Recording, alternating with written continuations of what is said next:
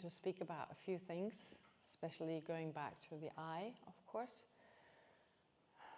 The way it appears. We already had the body, we already identified the way the eye appears in the body at times. And that's important because we become aware that it even seems to have a physical presence. I mean, not just being here where the body is, but in particular places in the body. Fascinating, isn't it? And in some places it is, and in other places not. Yeah, not in our limbs. Yeah. Limbs meaning, arms and legs, yeah. And the head, okay. But not just that. So how does it feel as being the aggregates or not being the aggregates? Like the eye, the way, you said it really beautifully yesterday about the different voices, the voices of the self-centered mind and the voice of love and compassion. Is the self-centered mind more, what's the word? More the opposite of calm? Or does it, pardon? It feels sneaky. Sneaky, and does it feel driven? Yeah. Versus compassion for all, yeah. Interesting, so you can actually feel how the self-centered mind affects our mental continuum, as in it's stressful. Okay, it feels stressful. So the self-centered mind, and that's when the I is definitely perceived, it's like on the basis of the inherent I, the solid, concrete. I mean, it's not the existent I, but it's the I that is colored by a sense of its, or color or influence that is now perceived as not just an I, but as an inherent, concrete, independent, whatever, objective I, right? So that's how it appears to the mind, to this self-centeredness. And the self-centered mind then considers that also to be important. So that's the basis. The basis is that non-existent I that is then considered to be more important. The happiness of which is more important, right? That's what the self-centered mind does. So it's driven. It's not a calm and peaceful mind. No, the self-centered mind it feels driven. Does that make sense to everyone? Like when you think self-centeredness is active, isn't there right away like worry maybe? Feeling a little unsettled, like worried is never far away. Worry about I and mine. Feels defensive too, I think. Defensive as well. Very interesting, yeah, defensiveness. So it's not, the mind is not defensive itself, but it readily gives rise to being defensive. Yeah, so to recognize, I like the way you put it, the voice of these minds, like how they, because they're conceptual, which means they're part of, they're also thinking minds. They're thinking minds.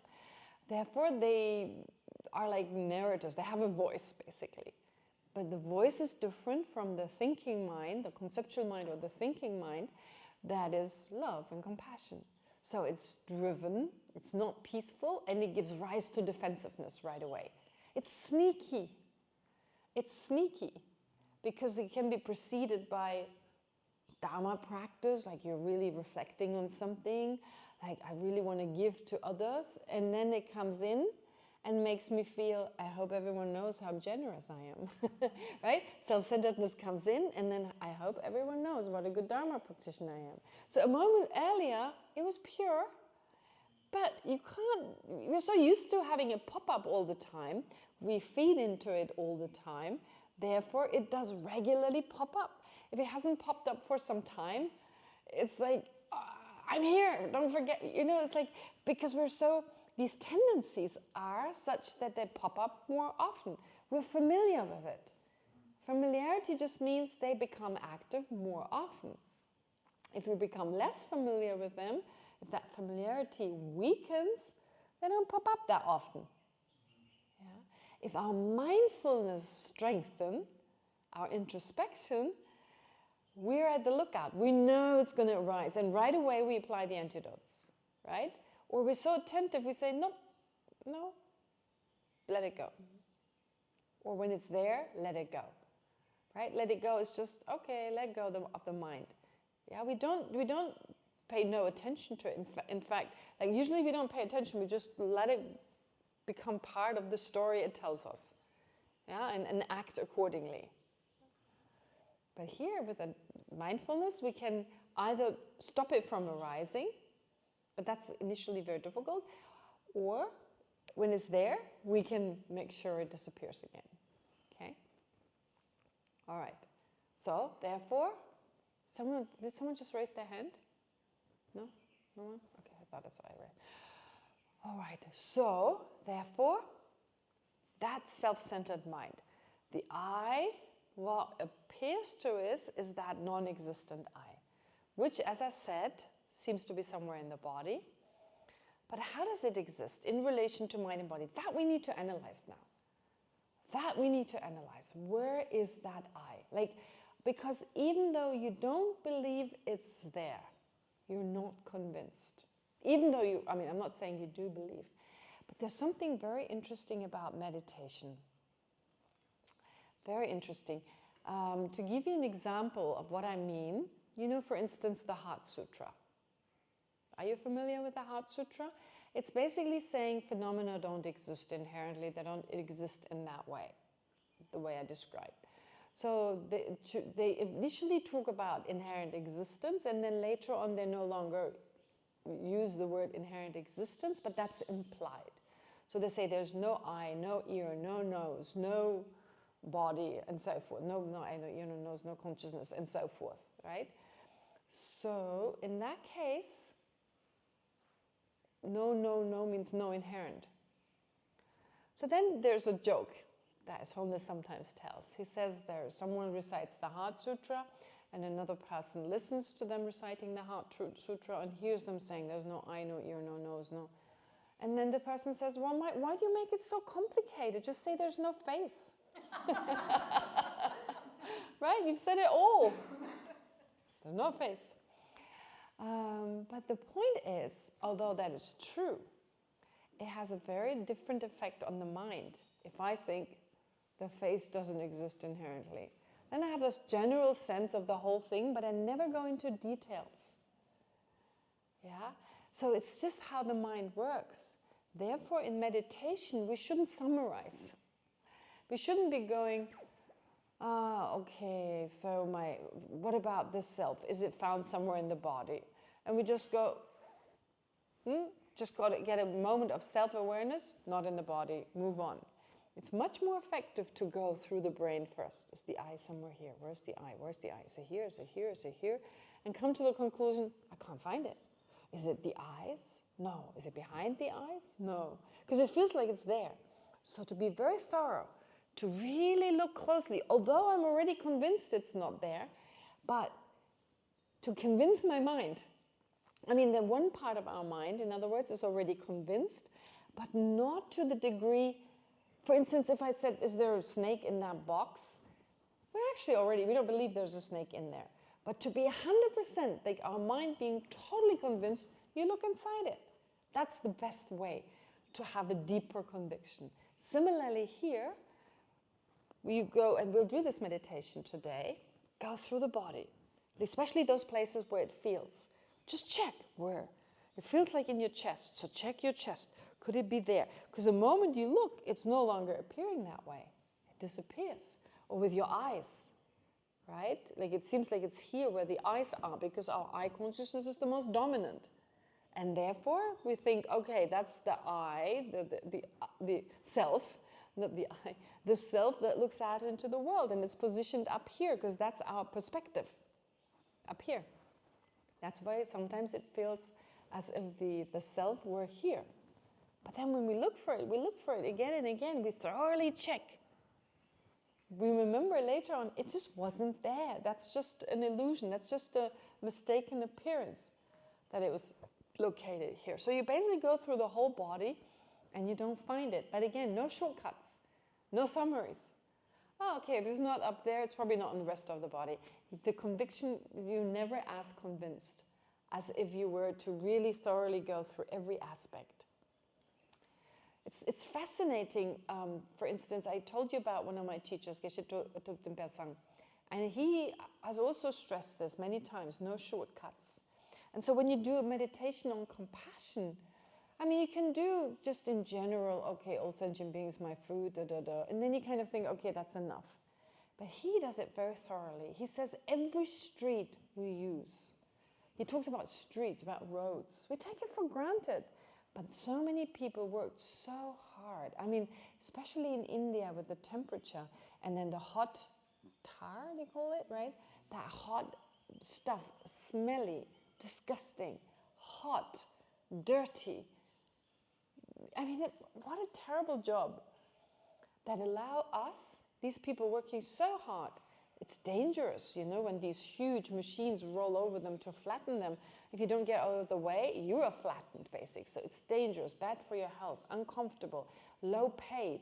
You know, you probably have tar sticking to your body until you die. I mean, I don't know, they look very, you know, this black kind of oily stuff on their skin. It's such a terrible, terrible job. And then people work so hard for the little money. So hard, a little piece at a time, a little piece at a time. We never think about the kindness of these people. So every road you take, if we didn't have roads, how would we go and buy the things we need? How could, you know, really think about it in detail, about every road you take, from here to Delhi, from here to Mahayana, from here to Dharamshala, from here to the shop, right? And really go into details, you realize, wow, so many kind beings, usually the ones that we look down on, because they're, you know, they're the uneducated. But honestly, or the people who take care of our garbage. After India, like having lived in India for long, and there were times when we didn't know what to do with our garbage, and that's really unsettling. Wow, that's so unsettling because it's smelly, you can't just throw it anywhere, or you could, but you wouldn't because it's terrible. So when I go back to Germany and I see how it's all organized, or now in Mahayana also there's someone picking up the garbage, I am so grateful to them, so grateful to take all that smelly, disgusting stuff and carry it somewhere out of sight, out of mind, basically, and hopefully to a place. Well, I think they do recycling as well with whatever they do, but they're so kind. Honestly, they're so kind, because without them, I'd be sitting in a smelly, disgusting room. Never think about that. Or the roads, again, going back to the roads, going back to the basic things we enjoy. And of course, our argument may be, well, I better pay for it, and they get paid. Well, for instance, then the logic is usually your iPhone, if you have an iPhone or a smartphone, has no intention to help you, doesn't, you know, you paid for it, and still you keep it very precious, right? It's precious to you, it's precious to your heart. You don't want it to break, or you don't want that it gets harmed in the sense of like, so likewise, our attention, although it may not be their intention, who cares their intention or not? And sometimes it's not my intention to do something, and I still want to be appreciated for what I've done. Because how can you, I mean, besides the fact that I hardly get any money, it's actually the time they spend, you can't really pay it, and the health they sacrifice. Look at these people on the street. It's terrible, the work they do. And here we are comfortable, and we can just use the roads, right?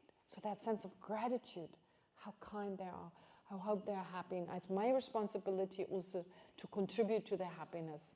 So at least not to look down on them, that's very important. Have that sense of gratitude. And the good thing is it's really good for us. The moment we have that kind of mind, very beneficial. So they give us, again, the opportunity to practice kindness, to practice gratitude.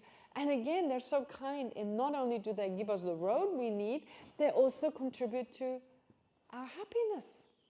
How can we not see them as equal? How can we not see them as equal? They're responsible for our physical well-being and our mental well-being. And then there are those that provide them with food. There are those that provide them with this, that, and the other. There are those, and everyone is somehow involved in what I enjoy or what I can utilize every day. Right? Very, very important. Anyway, this is compassion, of course. But all I wanted to say in this context, don't cut corners. Really think. We like to, okay, I understand, I know the rest, I know, it's different. It's not about you not knowing, of course you know, but you need to focus on it in such a way that your knowledge deepens. So at least take it to mind, so sit with it for some time, and it just completes the picture. Does that make sense? So don't cut corners. Don't summarize. No, I know your no-nos. Oh, no face. Okay, that's enough. All right, so the same here goes with the I. Think of different situations. When did the I appear very strongly? Maybe it was this morning at some point, you know, when someone annoyed you or when someone praised you. Usually those are the times when we were unjustly accused of something, unjustly accused of having done something that we haven't done, usually a strong sense of I, or being praised. So there are different moments in time when it feels stronger. Does that make sense? That there are times when it feels, it's more present. What happened to Gal? She was feeling a bit tired. Oh, okay. Okay. All right. So, so when we have a stronger sense of the self, those are the moments to start with, because that is most obvious. What do we want to achieve? I mean, where is that I? And then we start to analyze. We start to check. Is the self, how does it relate to mind and body? Is it separate? First of all, does it feel separate or not? Does it feel it is mind and body?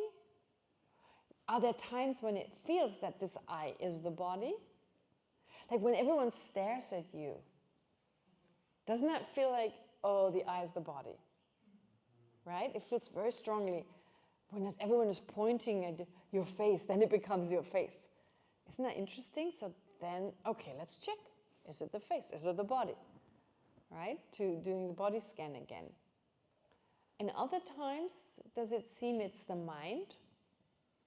For instance, someone praises you for your mathematical skills, or your language skills, or whatever. You know, some skill that comes from the mind, of course. You couldn't have that skill if it wasn't for your mind. So let's say someone praises you for your logical ability. So they're actually praising your mind, and it seems like you are that mind. We identify with that. Is that right? Or we get angry, and it bothers us that we're angry. It really annoys us, and we become our anger somehow. Like we can no longer separate the I from the anger. But then again, it feels different. The problem is it changes. It's like a shapeshifter. Isn't there a word like that? What is a shapeshifter? Oh, that's Harry Potter, right? Yeah. Isn't that in Harry Potter? They use like the words shapeshifter? Yeah.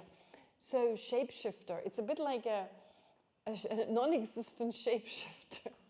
It's actually not there. It's a creation of our mind, but it's a shapeshifter in the sense it always appears differently.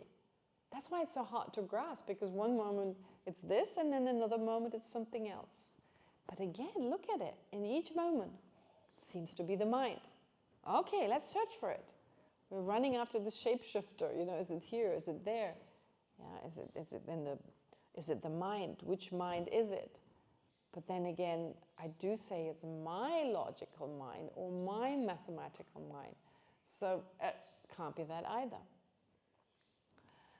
Also, it seems separate from mind and body at times, very separate.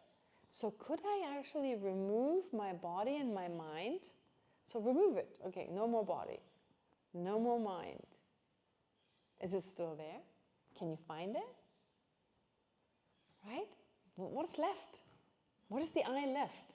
It kind of seems like, yeah, I should be able to find it. It feels so strong at times, so strong that it suggests, yeah, even without mind and body it could be there. But what would it be without mind and body?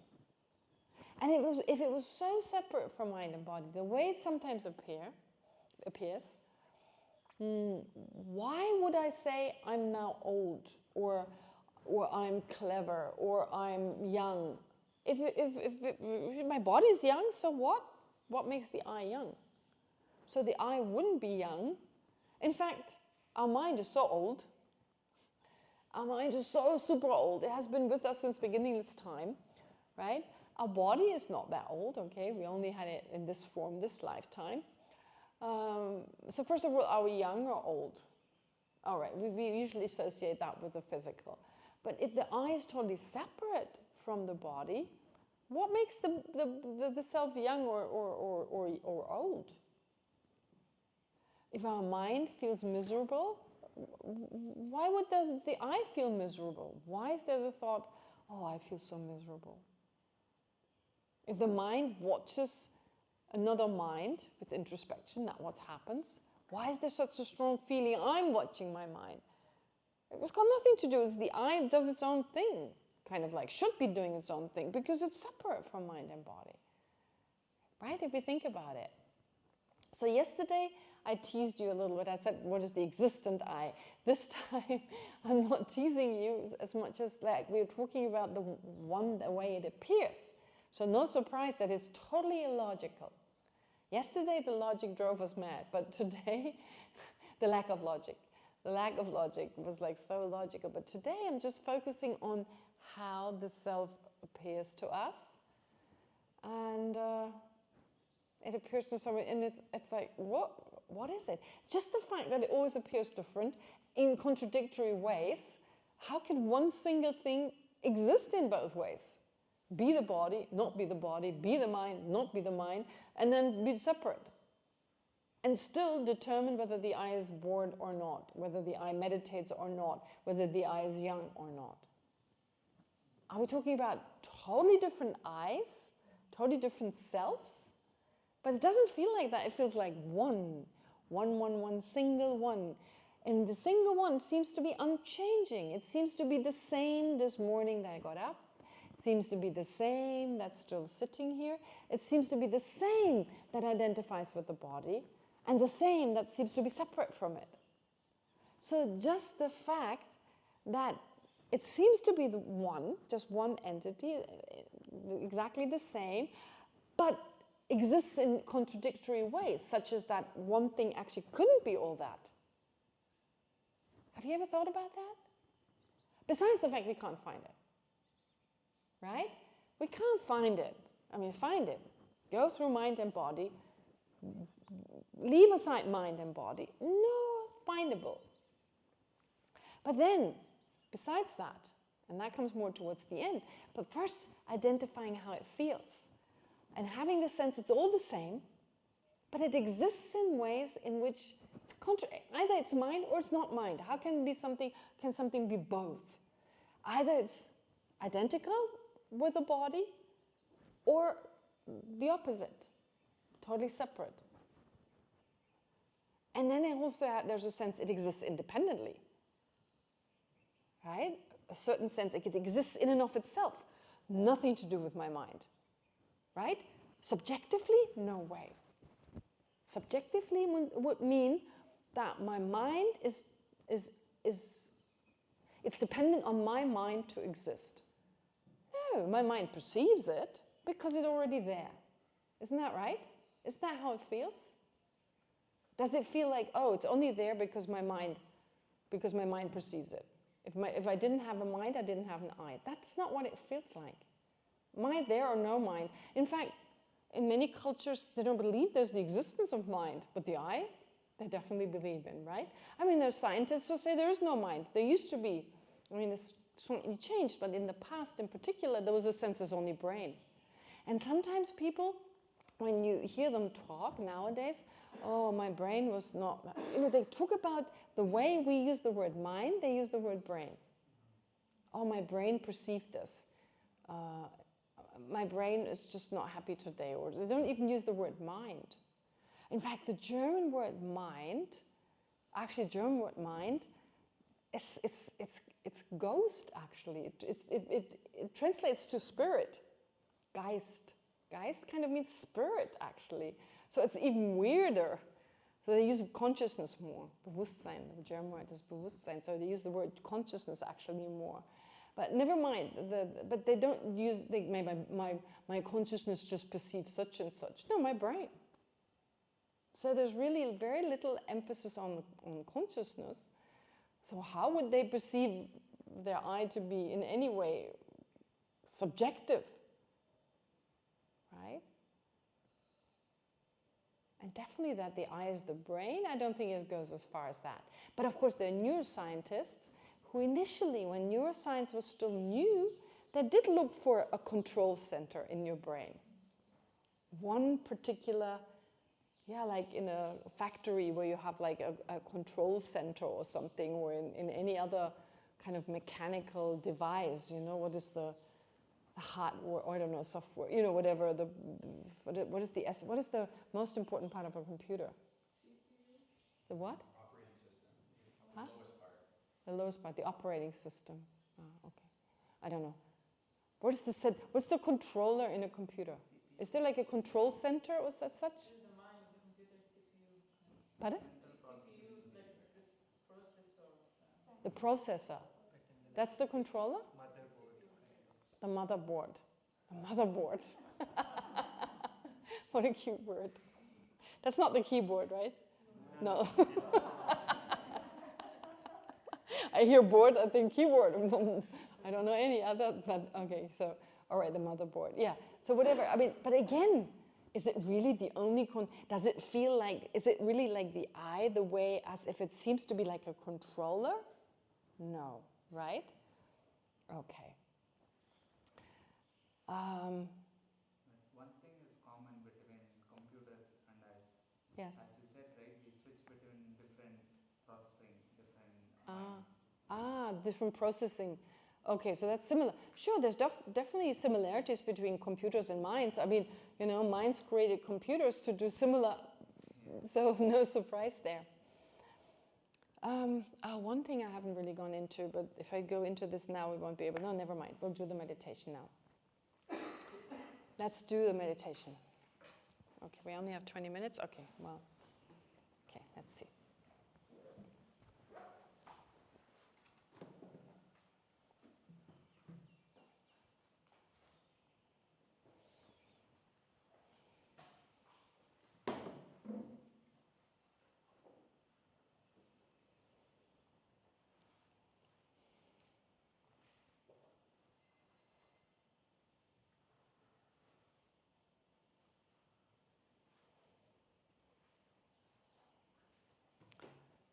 So let's start by bringing to mind our sense of self.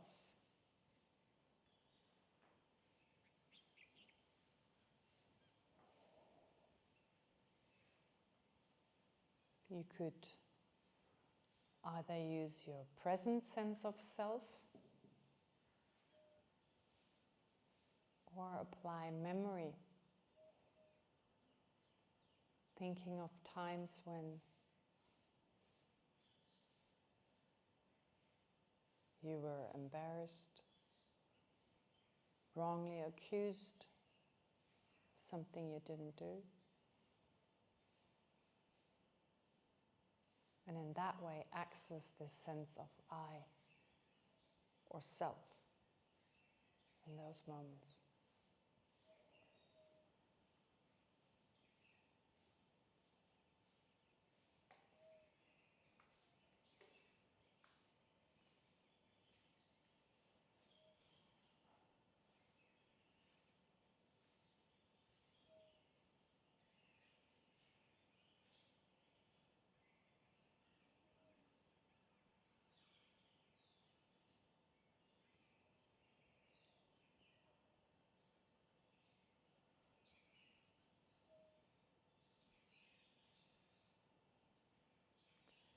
Is there a sense that it's located somewhere in your body?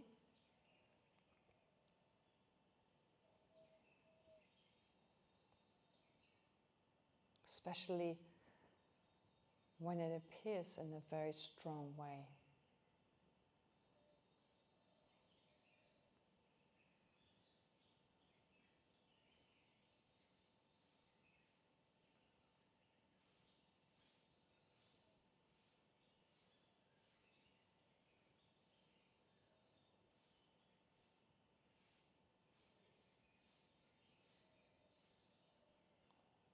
check in those places.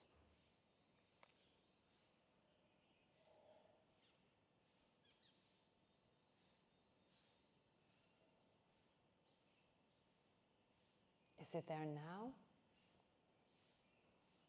Maybe in the area around or above your eyes?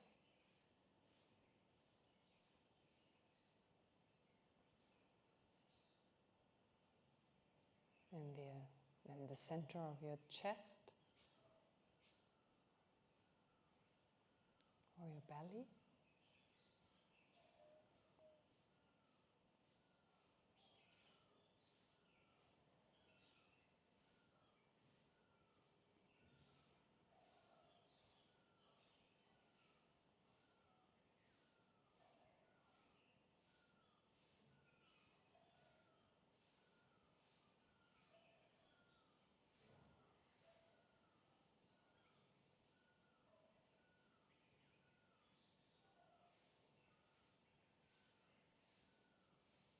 Sweep through these areas.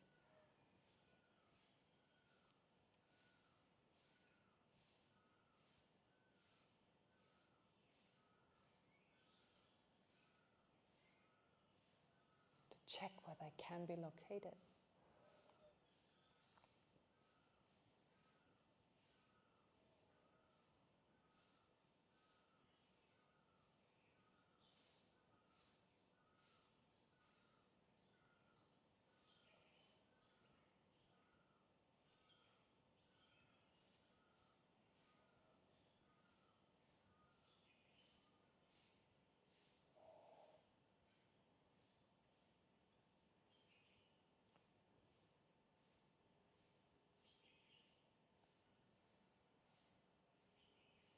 Is there a sense that the eye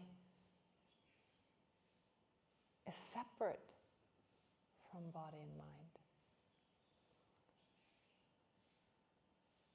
That which controls, it controls our physical and mental aggregate. But it's separate.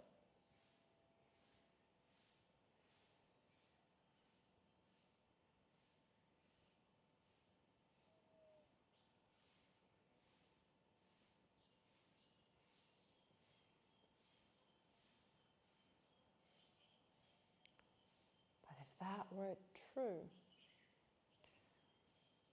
then you could remove every part of your body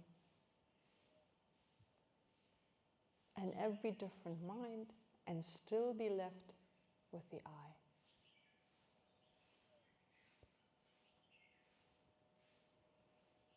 Is that possible?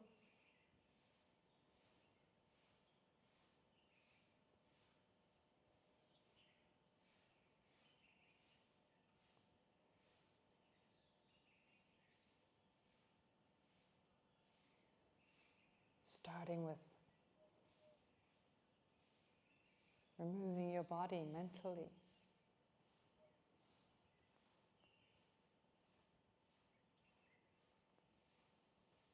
If that was gone, could you still have the self?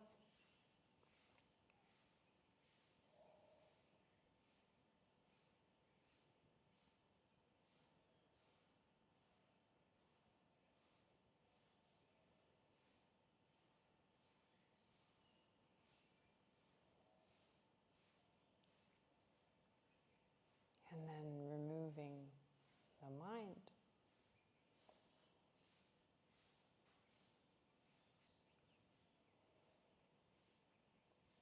So self without perception, without thoughts.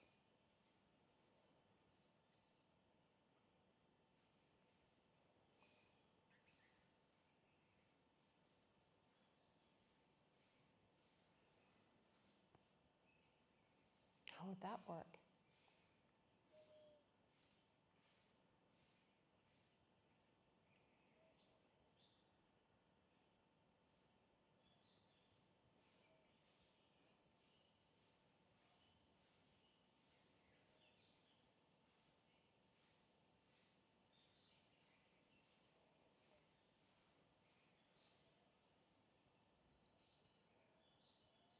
even if we don't remove mind and body, we understand or assume that they do depend on one another. In what way can we say the I is young when the body's young?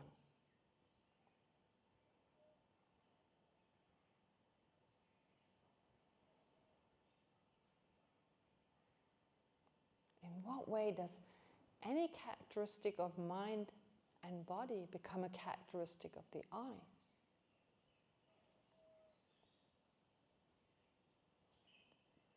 When it's neither mind nor body.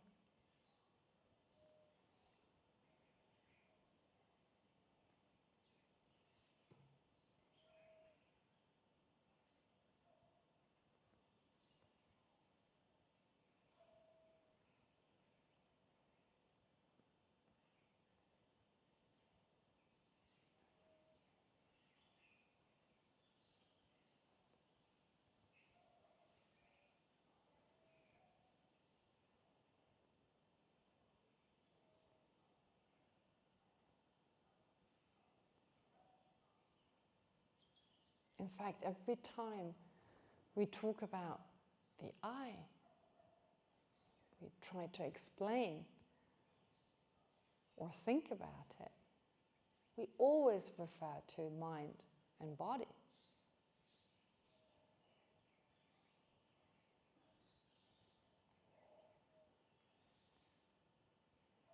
I'm tall.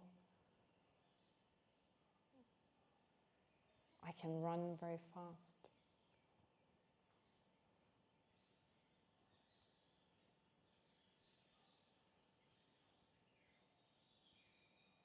I feel achy, hungry.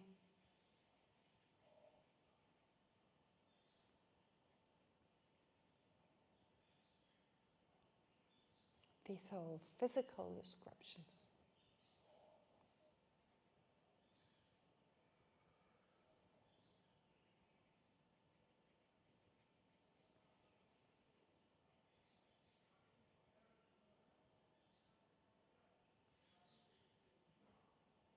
Or sometimes when we describe the I, we're actually describing the mind.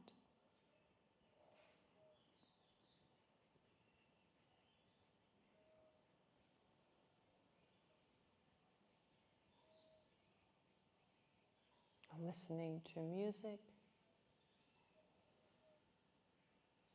I'm meditating.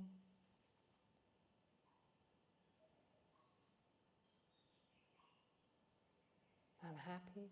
I'm in a bad mood.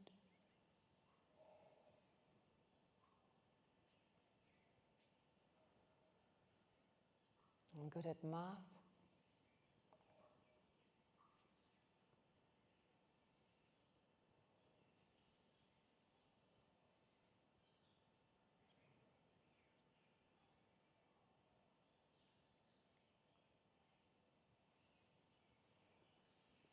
If the I existed the way it appears as separate,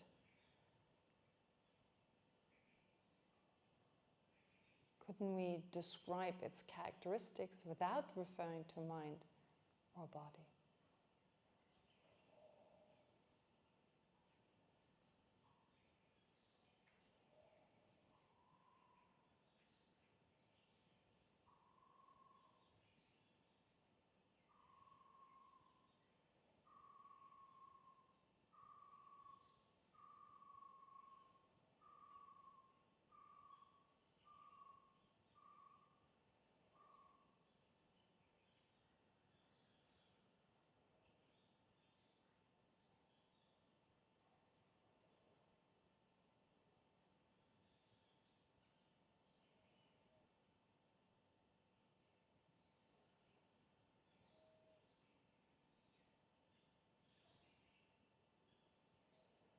Or maybe the I is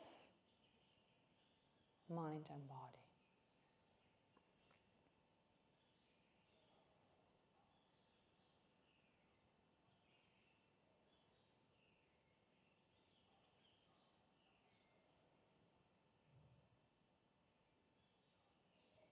But wouldn't we then at least have two eyes, two selves?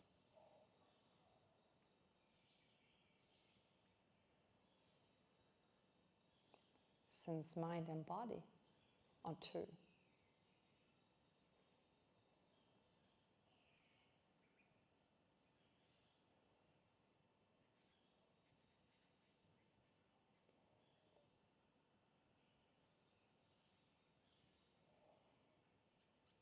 And since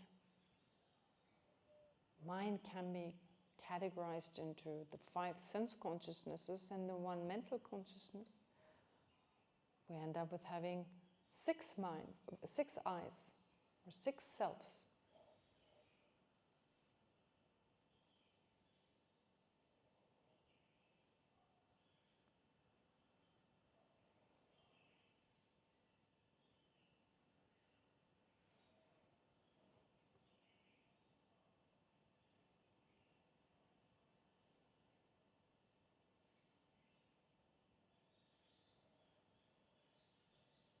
Likewise, the body can be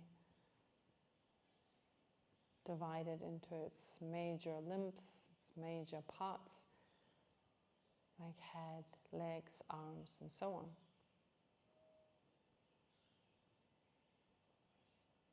So we end up having multiple selves when it comes to the body.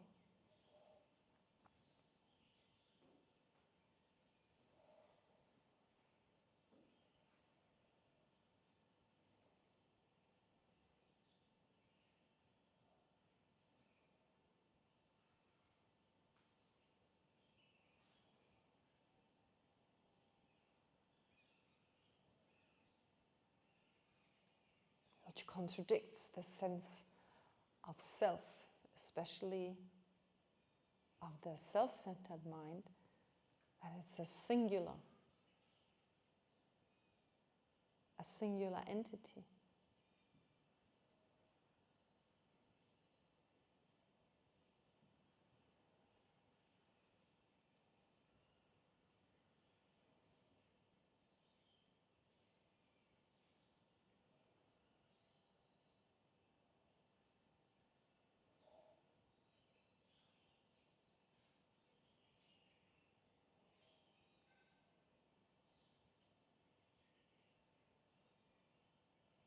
And at times, of course, if someone compliments or criticizes a part of our body, it seems the eye is that body part.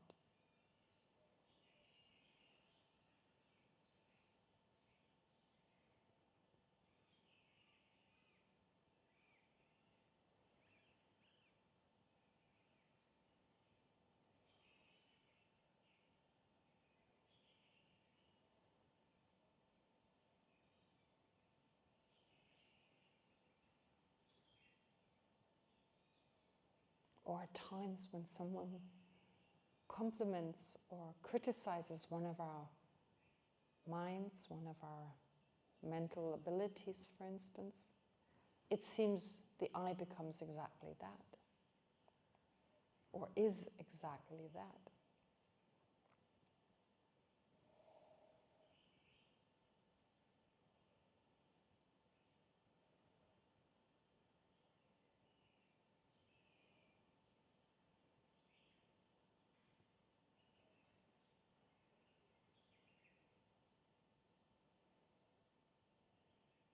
And still there's a sense that is my body part, my mental ability, as if I and mind or body are separate.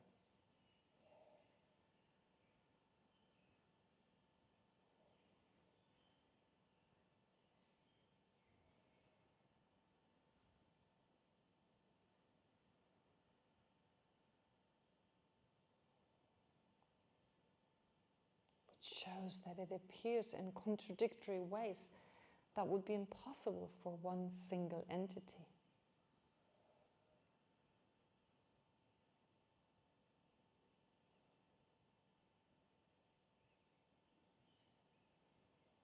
That that single entity we believe to be the center of the universe.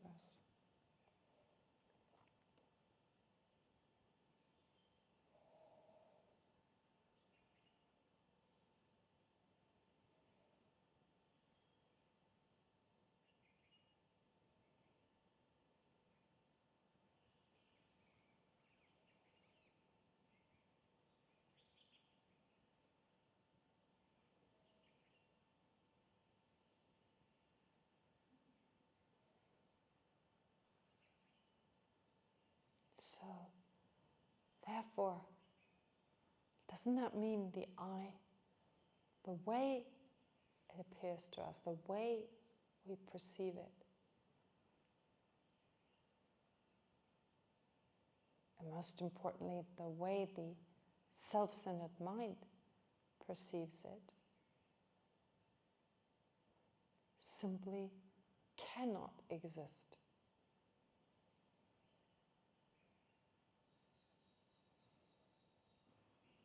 Cannot be found.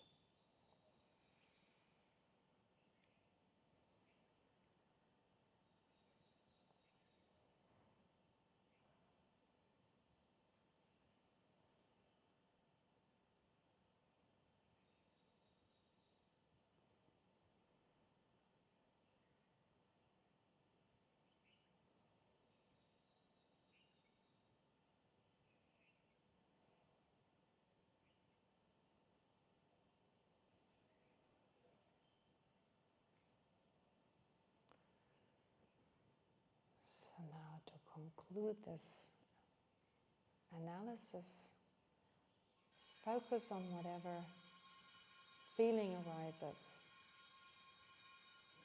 as to this non-findability or impossibility for an I to exist in the way it appears to us.